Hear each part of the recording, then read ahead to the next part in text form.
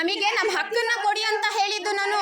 ನಮಗೆ ಹಕ್ಕನ್ನ ಕೊಡಿ ಅಂತ ಹೇಳ್ತಿದ್ದು, ಇವಾಗ ಡೈರೆಕ್ಟ್ ಆಗಿ ಮಾಡ್ತಾ ಇದ್ದೀನಿ ನಾನು. ನಮಗೆ ಹಕ್ಕನ್ನ ಕೊಡಿ ಅಂತ ಕೇಳಿದ್ದು ನಾನು, ಗೊತ್ತಾಯ್ತಾ? ಹಕ್ಕನ್ನ ಕೊಡಿ ಅಂತ ಕೇಳಿದ್ದು. ನಾವು ಭಿಕ್ಷಣ ಬೇಡಕ್ ಬಂದಿಲ್ಲ ಇಲ್ಲಿ, ನಮ್ಮ ಜೀವನದ ಹಕ್ಕನ್ನ ಕೇಳಕ್ ಬಂದಿದೀವಿ ನಾವು. ಬಡವರಿಗೆ ಉದ್ಧಾರ ಮಾಡಕ್ಕಾಗಲ್ಲ ಅಂತ ಹೇಳಿ ನೀವು, ಆಗಲ್ಲ ಉದ್ಧಾರ ಮಾಡಕ್ ಎಲ್ಲರಿಗೂ ಅಂತ ಹೇಳಿ ನೀವು. ಆಮೇಲೆ ಹೇಳ್ತೀನಿ ನಾನು, ಆಯ್ತಾ? ಲೀಡರ್ ಮೇಂಟೈನ್ ಮಾಡ್ತಿಲ್ಲ ನಾನು. ನಾವು ಬಡವರು ಅಂತ ಹೇಳ್ಬಿಟ್ಟು ಹಕ್ಕನ್ನ ಕೇಳಕ್ ಬಂದಿದ್ದು ನಾವು ನಿಮ್ಮ ಹತ್ರ, ಗೊತ್ತಾಯ್ತಾ? ಇವಾಗ ಏನ್ ಹೇಳಿದ್ರಿ ನೀವು? ಎಲ್ಲರನ್ನು ಉದ್ಧಾರ ಮಾಡಕ್ ಕುತ್ಕೊಂಡಿಲ್ಲ ಅಂತ ಅಂದ್ಮೇಲೆ ಮತ್ತೆ ಏನಕ್ಕೆ ಸರ್ಕಾರ ಬೇಕು ನಮ್ಗೆ? ಏನಕ್ಕೆ ಬೇಕು ನಮ್ಗೆ? ಏನಕ್ಕೆ ಮಾತಾಡು? ನೀವು ಹೆಂಗ್ ಬೇಕೋ ಹಂಗ್ ಮಾತಾಡ್ಬಿಟ್ಟು ನಾವು ಕೇಳ್ಬೇಕಾ? ಮಾಡ್ಬೇಕಾ? ನೊಂದ ಮಹಿಳೆಗೆ ನ್ಯಾಯ ಒದಗಿಸಿದ ಕರ್ನಾಟಕ ಭರವಸೆಯ ಬೆಳಕು ಸಂಸ್ಥೆ ಸೈಟಿಗೆ ಗುದ್ದಲಿ ಪೂಜೆ ನೆರವೇರಿಕೆ.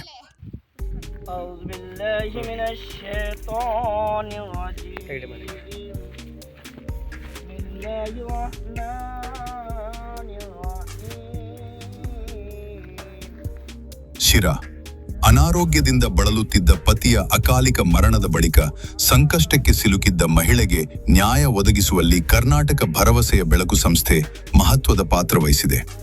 ಸಂಸ್ಥೆಯ ಸಂಸ್ಥಾಪಕರು ಹಾಗೂ ರಾಷ್ಟ್ರೀಯ ಅಧ್ಯಕ್ಷರಾದ ಮೋಹನ್ ಕುಮಾರ್ ಸಂಗನಹಳ್ಳಿ ಮತ್ತು ಕಾರ್ಯದರ್ಶಿ ಶಾಂತರಾಜು ಅವರ ನೇತೃತ್ವದಲ್ಲಿ ನೊಂದ ಮಹಿಳೆಗೆ ಸೈಟು ದೊರಕಿದ್ದು ಗುದ್ದಲಿ ಪೂಜೆ ಮೂಲಕ ಕಾರ್ಯಾರಂಭ ನೆರವೇರಿಸಲಾಗಿದೆ.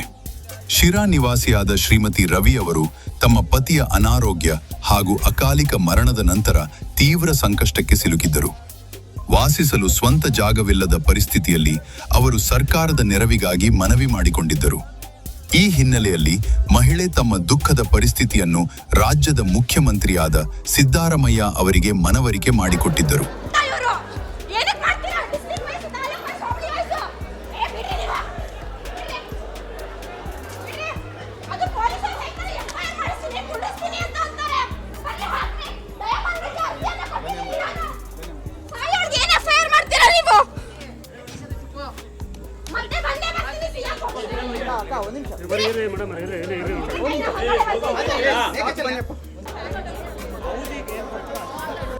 ಮನವಿಗೆ ಸ್ಪಂದಿಸಿದ ಮುಖ್ಯಮಂತ್ರಿಗಳು ತಕ್ಷಣವೇ ಈ ಮಹಿಳೆಗೆ ನಿವೇಶನ ಕಲ್ಪಿಸುವಂತೆ ನಗರಾಡಳಿತ ಅಧಿಕಾರಿಗಳಿಗೆ ಸೂಚನೆ ನೀಡಿದ್ದರು.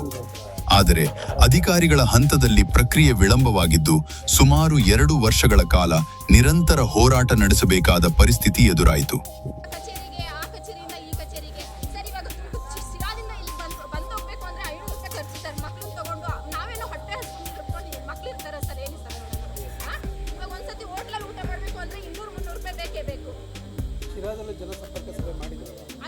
ಅಲ್ಲೂ ನಾನು ಮೀಟ್ ಮಾಡಿದ್ದೀನಿ ಸರ್. ಶಿರಾದಲ್ಲಿ, ಚಿಕ್ಕನಾಯಕನಹಳ್ಳಿ, ಮಧುಗಿರಿಯಲ್ಲಿ, ಕೊರಟಗೆರೆಯಲ್ಲಿ ಪ್ರತಿಯೊಂದು ಜಾಗ ನಾನು ಹೋಗ್ತಾ ಇದ್ದೆ.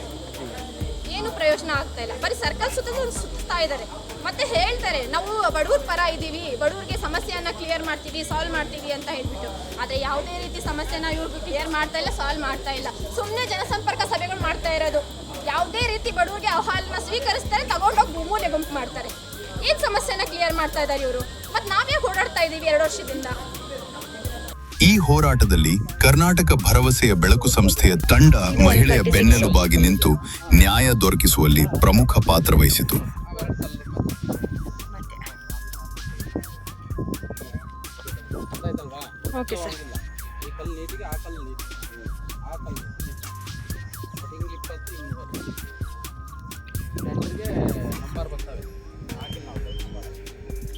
ಕೊನೆಗೂ ಮಹಿಳೆಗೆ ಸೈಟ್ ಮಂಜೂರಾಗಿ ಅದರ ಗುದ್ದಲಿ ಪೂಜೆಯನ್ನು ಸಂಸ್ಥೆಯ ಪದಾಧಿಕಾರಿಗಳ ಸಮ್ಮುಖದಲ್ಲಿ ನೆರವೇರಿಸಲಾಯಿತು.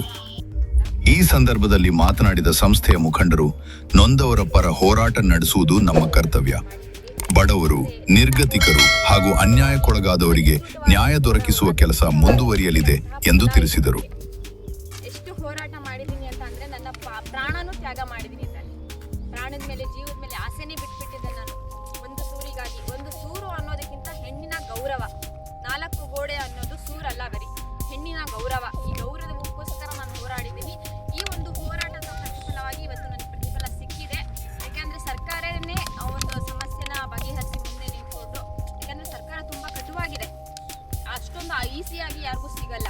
ಅಷ್ಟು ಹೋರಾಟದ ಫಲವಾಗಿ ಇವತ್ತು ಸಿಕ್ಕಿದೆ ಅಂತ ಅಂದರೆ ಇದ್ರ ಹಿಂದೆ ಪ್ರತಿಯೊಬ್ಬರು ಒಂದು ಶ್ರಮ ಇದೆ. ಏನಪ್ಪಾ ಅಂತ ಅಂದರೆ ಒಂದು ಗೃಹ ಮಂತ್ರಿಗಳಾಗಿರ್ಬೋದು, DC ಮ್ಯಾಮ್, ಶುಭ ಕಲ್ಯಾಣ್ ಮ್ಯಾಮ್ ಆಗಿರ್ಬೋದು, ಇಲ್ಲ ನಾಗಣ್ಣ ಆಗಿರ್ಬೋದು, ಇನ್ನು ಜಯಚಂದ್ರ ಸರ್ಗೆ ಹೇಳಬೇಕಂದ್ರೆ ಜಯಚಂದ್ರ ಸರ್ಗೆ ಕೆಲವೊಂದು ಸಂದರ್ಭಗಳಲ್ಲಿ ಅವ್ರಿಗೆ ಬೇಜಾರು ಮಾಡಿಬಿಟ್ಟಿದ್ದೀನಿ. ಒಂದು ಪ್ರಶ್ನೆಗಳನ್ನ ಕೇಳಿ ತುಂಬಾ ಬೇಜಾರು ಮಾಡಿಬಿಟ್ಟಿದ್ದೀನಿ. ಆದರೂ ಕೂಡ ಅವ್ರ ಮನಸ್ಸಲ್ಲಿ ಏನೂ ಇಟ್ಕೊಂಡಿಲ್ಲ. ಯಾಕಂದ್ರೆ ಇವಾಗ ಅಧಿಕೃತವಾಗಿ ನನಗೆ ನೆಲೆ ಸಿಗಬೇಕು ಅಂತ ಅಂದರೆ ಜಯಚಂದ್ರ ಅವರು ಒಂದು ಮೇರೆಗೆ ಇಲ್ಲಿ ಜಾಗ ಆಗಿರೋದು. ಇವಾಗ ಅಧ್ಯಕ್ಷ ಸ್ಥಾನವನ್ನು ಅವರೇ ತಗೊಂಡಿರೋದು. ಆಶ್ರಯ ಸಮಿತಿಯ ಅಧ್ಯಕ್ಷ ಆಗಿ ಅವ್ರ ಮನಸ್ಸಲ್ಲಿ ಏನೂ ಇಟ್ಕೊಂಡಲ್ಲೇ ಒಂದು ಭೂಮಿಯನ್ನು ನನಗೆ ಇವತ್ತು ಕೊಟ್ಟಿದ್ದಾರೆ ಅಧಿಕೃತವಾಗಿ. ಇಲ್ಲಿ ಬೇರೆ ಯಾರಿಗೂ ಕೊಟ್ಟಿಲ್ಲ ಸೈಟ್ ನಂಬರ್, ನನಗೆ ಕೊಟ್ಟಿರೋದು. ಯಾಕಂದರೆ ನನ್ನ ಒಂದು ಸಮಸ್ಯೆನ ಪ್ರತಿಯೊಬ್ಬರು ನಗರಸಭೆ ಕಮಿಷನರ್ ಆಗಲಿ, ಅಧ್ಯಕ್ಷರಾಗಲಿ, ಸದಸ್ಯರೇ ಆಗಲಿ, ಯಾರೇ ಆಗಲಿ, ಮತ್ತು ನನಗೆ ಗೊತ್ತಿಲ್ಲದಂಗೆ ನನ್ನ ಬೆನ್ನೆ ಹಿಂದೆ ಸುಮಾರು ಜನ ನನಗೆ ಸಪೋರ್ಟ್ ಮಾಡಿದ್ದಾರೆ. ಸೊ ಅವ್ರಿಗೆಲ್ಲರಿಗೂ ಕೂಡ ನಾನು ಈ ಒಂದು ಸಂದರ್ಭದಲ್ಲಿ ಧನ್ಯವಾದನ ಹೇಳ್ತೀನಿ. ಅದರಲ್ಲೂ ನವೀನಣ್ಣ ಅಂತ ಬ್ಯಾಕ್ಗ್ರೌಂಡ್ ಸಪೋರ್ಟ್ ತುಂಬ ಕೊಟ್ಟಿದ್ದಾರೆ. ಯಾಕೆಂದರೆ ಒಂದು ನ್ಯೂಸ್ ಚಾನಲ್ ಆಗಿ ಯಾರಿಗೂ ಹಿಡಿದುಕೊಳ್ತಾರೆ ಪ್ರತಿಯೊಂದು ಸಮಸ್ಯೆನ ಅವರೊಂದು ಐಡಿಯಲ್ಲಿ ಹಾಕಿ ನಿಮ್ಗೆ ಒಳ್ಳೇದಾಗಿ ಅಮ್ಮ ಹೋರಾಟ ಮಾಡಿ ಅಂತ ಹೇಳಿಬಿಟ್ಟು, ಆಮೇಲೆ ಮೋಹನ್ ಅಣ್ಣ ಇರ್ಬೋದು, ಆಮೇಲೆ ಸಾದಿಕ್ ಅಣ್ಣ ಅವ್ರ ಬಗ್ಗೆ ಹೇಳೋದೇ ಬೇಡ. ಅವರು ಪಾಪ ಒಂದು ಸಂದರ್ಭದಲ್ಲಿ ನನ್ನ ಹಬ್ಬ ಮಾಡೋಕ್ಕೆ ಆಗಲಿಲ್ಲ ಅಂತ ಹಬ್ಬ ಮಾಡೋದಲ್ಲಿ ಇದ್ದಿರೋ ಒಂದು ಸಂದರ್ಭದಲ್ಲಿ ಮಗುಗಾದ್ರೂ ನೀನು ಬಟ್ಟೆ ತೊಗೊಂಬರಮ್ಮ, ನೀನು ಮಡುಕಿಲ್ಲಂದ್ರು ಅಷ್ಟೇ ಅಂತ ಹೇಳ್ಬಿಟ್ಟು ಎಷ್ಟು ಧೈರ್ಯವಾಗಿ ಇವ್ರು ಧೈರ್ಯ ಕೊಟ್ಟಿದ್ದಾರೆ ಅಂತ ಅಂದರೆ ನಾನು ಇವತ್ತಿನವರೆಗೂ ಅವ್ರಿಗೆ ಹೇಳೇ ಇಲ್ಲ. ತುಂಬ ಕೃತಜ್ಞತೆಯನ್ನು ತೀರಿಸ್ಬೇಕು ನಾನು. ಅಷ್ಟು ಒಂದು ಸಪೋರ್ಟ್ ಮಾಡಿದ್ದಾರೆ. ಮತ್ತು ಮೌಲ ಅಣ್ಣನೂ ಅಷ್ಟೇ ನನ್ನ ಜೊತೆಯಲ್ಲಿ ಇದ್ಕೊಂಡು ಸ್ಥಳೀಯರು ಸಂಸ್ಥೆಯ ಕಾರ್ಯವನ್ನು ಶ್ಲಾಘಿಸಿ ಸಂಕಷ್ಟದಲ್ಲಿದ್ದ ಮಹಿಳೆಗೆ ನೆಲೆ ಕಲ್ಪಿಸಿದ ಸರ್ಕಾರ ಹಾಗೂ ಹೋರಾಟಕ್ಕೆ ಬೆಂಬಲ ನೀಡಿದ ಸಂಘಟನೆಯ ಸೇವೆಯನ್ನು ಮೆಚ್ಚುಗೆ ವ್ಯಕ್ತಪಡಿಸಿದರು. ಪ್ರತಿಯೊಂದು ಖರ್ಚು ಹಾಕೊಂಡವ್ರು ಬಂದರು. ಅವ್ರಿಗೂ ಸಹ ನಾನು ಧನ್ಯವಾದನ ಹೇಳಕ್ಕೆ ಇಷ್ಟಪಡ್ತೀನಿ. ಮೂಲಣ್ಣ ಅಧಿಕೃತವಾಗಿ ಹೇಳ್ತಾ ಇರೋದು, ನಾನು ಯಾರೂ ಇಲ್ಲಿ ಹೇಳ್ಕೊಟ್ಟಿಲ್ಲ. ನಾನು ಹೇಳ್ಕೊಟ್ಟು ನಿಮಗೆ ಕರೆಸೂ ಇಲ್ಲ. ನೀವು ಖುದ್ದಾಗಿ ಬಂದಿರೋದು. ಯಾಕೆ ಅಂತ ಅಂದರೆ ನಾನು ಹಂಗೆ ಹೋರಾಡಿದ್ದೀನಿ. ಇವತ್ತು ನಾನು ಅಧಿಕೃತವಾಗಿ ನನ್ನ ಹಕ್ಕನ್ನು ಪಡ್ಕೊಂಡಿರೋದಕ್ಕೆ ನೀವೆಲ್ಲ ಬಂದಿರೋದು ಅಲ್ವಾ. ಹಾಗಾಗಿ ಪ್ರತಿಯೊಬ್ಬರಿಗೂ ನಾನು ಧನ್ಯವಾದಗಳನ್ನ ಹೇಳ್ತಾ, ಆಮೇಲೆ ನಮ್ಮ ನಗರಸಭೆಯ ಸಿಬ್ಬಂದಿ ಯಾರಿದ್ದಾರೆ, ಅಧ್ಯಕ್ಷರು ಮತ್ತು ಕಮಿಷನರು, ಆಮೇಲೆ ಜೀಶಾನಣ್ಣ ಅವರು ಇದರ ಪಾತ್ರ ಇದೆ ಅವ್ರದ್ದು. BZ ಜಮೀರ್ ಅಹಮದ್ ಖಾನಿಂದ ಅವರು ಏನು ಮಾತಾಡಿ ಸ್ವಲ್ಪ ಅಪ್ರೂವಲ್ ಮಾಡಿಸಿದ್ದಾರೆ ಅಂತ ಹೇಳಕ್ಕೆ ಇಷ್ಟಪಡ್ತೀನಿ. ಮತ್ತು ಇನ್ನೊಂದೇನಪ್ಪ ಅಂತ ಅಂದರೆ ಅದೇನು ಜಯಚಂದ್ರ ಅವ್ರ ಬಗ್ಗೆ ಸ್ವಲ್ಪ ಕಮೆಂಟ್ಸ್ ವಿಡಿಯೋಗಳನ್ನ ನಾನು ಮಾಡಿದ್ದೆ. ಸೊ ಅದನ್ನು ಡಿಲೀಟ್ ಮಾಡುವ ಮುಖಾಂತರ ಅವರಿಗೆ ನಾನು ಒಂದು ಕ್ಷಮಾಪಣೆಯನ್ನು ಕೇಳ್ತೀನಿ. ಯಾಕೆಂದರೆ ಅವ್ರದ್ದು ಒಂದು ಇದಿರಲಿಲ್ಲ ಅಂತಂದರೆ ಇವತ್ತು ನನಗೆ ಜಾಗ ಸಿಗ್ತಾ ಇರಲಿಲ್ಲ. ಸೊ ಅವರು ಕಮಿಷನರ್ಗೆ ಹೇಳಿ, ಕಮಿಷನರ್ ಬಂದು ಖುದ್ದಾಗಿ ಸರ್ವೆ ನಂಬರ್ ತೋರಿಸಿ, ಆಮೇಲೆ ಜಾಗ ತೋರಿಸಿ ಇದೆ ಅಂತ ಹೇಳಿಬಿಟ್ಟು ಹೋಗಿದ್ದಾರೆ. ಇವತ್ತು ಭೂಮಿ ಪೂಜೆ ಮಾಡಿಬಿಟ್ಟು ಇವತ್ತು ನಾವು ಈ ಸ್ಥಾನದಲ್ಲಿ ನಿಂತ್ಕೊಂಡಿದ್ದೀವಿ ಅಂತ ಅಂದರೆ ಪ್ರತಿಯೊಬ್ಬರು ಶ್ರಮನೂ ಹಿಂದೆ ಇದೆ ಇದರಲ್ಲಿ. ಅವ್ರಿಗೆಲ್ಲರಿಗೂ ಕೂಡ ನಾನು ಧನ್ಯವಾದಗಳನ್ನು ಹೇಳಕ್ಕೆ ಇಷ್ಟಪಡ್ತೀನಿ. ಇದು AR news channel action and reaction. ಇದು ವದಂತಿಯಲ್ಲ, ವಾಸ್ತವ. ಈ ರೀತಿಯ ಸುದ್ದಿಗಳಿಗಾಗಿ ನಮ್ಮ ಚಾನೆಲ್ನು ಸಬ್ಸ್ಕ್ರೈಬ್ ಮಾಡಿ. ಈ ಮಾಹಿತಿಯನ್ನು ಲೈಕ್ ಮಾಡಿ, ಕಮೆಂಟ್ ಮಾಡಿ, ಶೇರ್ ಮಾಡಿ. ನಿಂತ್ಕೊಂಡಿದ್ದೀವಿ ಅಂತ ಅಂದರೆ ಪ್ರತಿಯೊಬ್ಬರು ಶ್ರಮನೂ ಹಿಂದೆ ಇದೆ.